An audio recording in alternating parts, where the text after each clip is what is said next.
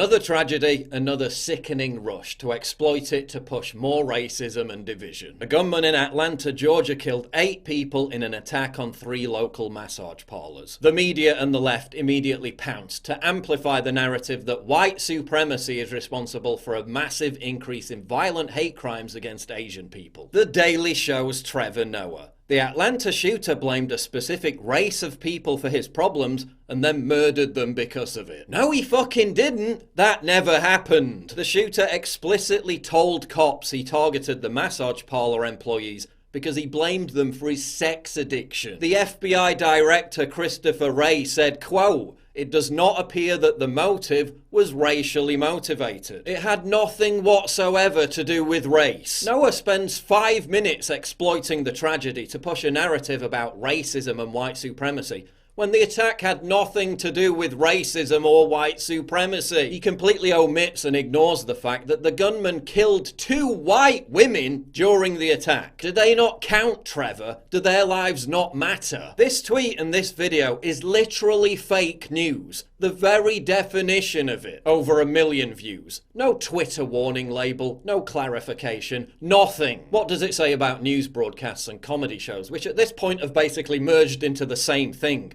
are so thirsty to demonize white people that they have to brazenly lie about mass shootings? Don't we have enough polarization and division in society already without you having to invent more? We're told COVID hate crimes against Asian Americans are on the rise because a year ago Donald Trump said that COVID came from China. But it did come from China. It didn't come from the fucking moon, did it? But let's take it at face value that hate crimes against Asians are on the rise because of COVID. That's wrong. That's terrible.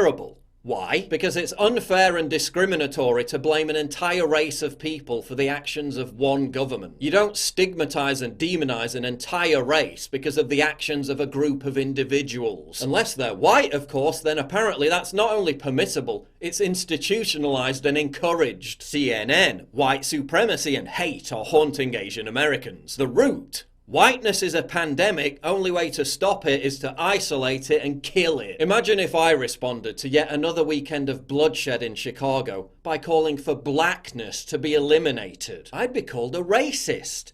Because that would be racist. Because it's racist to stigmatize and demonize an entire race because of the actions of a group of individuals. Yet with absolutely no proof whatsoever, the narrative continues to be amplified. Violent hate crimes against Asians are on the rise, and it's all white people's fault. Really? One of the first instances of violent hate crimes targeting Asian people in America after the emergence of COVID was perpetrated by a black man who punched an Asian woman in New York because she was wearing a face mask. It received barely any media attention at the time, and there was no attendant moral panic about the rise of hate crimes against Asians. According to Russell Jung, professor of Asian American Studies at San Francisco State University, quote, "We're really careful to note that this violence against Asian Americans in high crime neighborhoods has always been high." High crime neighborhoods, gee, I wonder what that could be a euphemism for. If the left wants to get into a debate about violent crime and per capita demographics, they're probably going to lose that debate. White masculinity fetishizes and dehumanizes Asian women, and it's intrinsically tied to racism. It's crucial that we don't erase the way that misogyny and racism operate together to justify killing Asian women, tweeted feminist Liz Plank. That's odd, because Liz was noticeably silent when Kamare Lewis and his friend raped and beat 36-year-old E. Lee to death in a park in Milwaukee, Wisconsin last September. A tragedy that wasn't followed by waves of mainstream media hand-wringing over white supremacy and hate crimes targeting Asians. Wonder why? The media would have you believe that this wave of violent hate crimes targeting Asian people is wholly the responsibility of white people, when it clearly isn't. And it isn't the responsibility of black people either, because again, it's racist to stigmatize and demonize an entire race of people based on the actions of a group of individuals. So why, when it comes to white people, has the media made an industry out of it? Because there's a lot of money, attention, and political power in fanning the flames of racial division.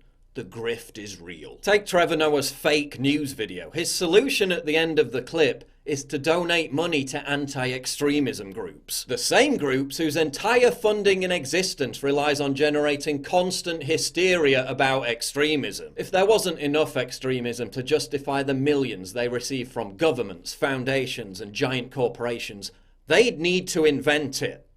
And they do. They don't want racism to subside. They don't want us all to live in harmony. Because they'd all go bankrupt. Their entire raison d'etre is totally dependent on whipping up racial tension, which is why they do it at every available opportunity. Same goes for the media. Amidst an environment of news outlets going bust, contriving moral panics surrounding race is guaranteed clickbait. That's why they bend over backwards to platform professional race grifters on the left. You know, the kind of people who say, it's not enough just to be racist, you have to be anti-racist. Quite ironic that generally speaking, all those people turn out to be massive fucking racists. The media is institutionally racist. Against white people. More specifically, white working class people and white conservatives. That's why they'll literally invent fake news to stigmatize and demonize an entire race of people for the actions of evil individuals. There's also the tremendous guilt that white bi-coastal elites feel over being wealthy and privileged, which is why they continually dump their projected insecurity on white working class people. While I refuse to be the dumping ground for the likes of Trevor Noah, Stephen Colbert, and John Oliver. I refuse to be demonized because of the color of my skin, an immutable characteristic I don't even control, by an establishment that is itself institutionally racist, by an establishment that profits from stoking division, societal turmoil, and racism as an integral part of its business model.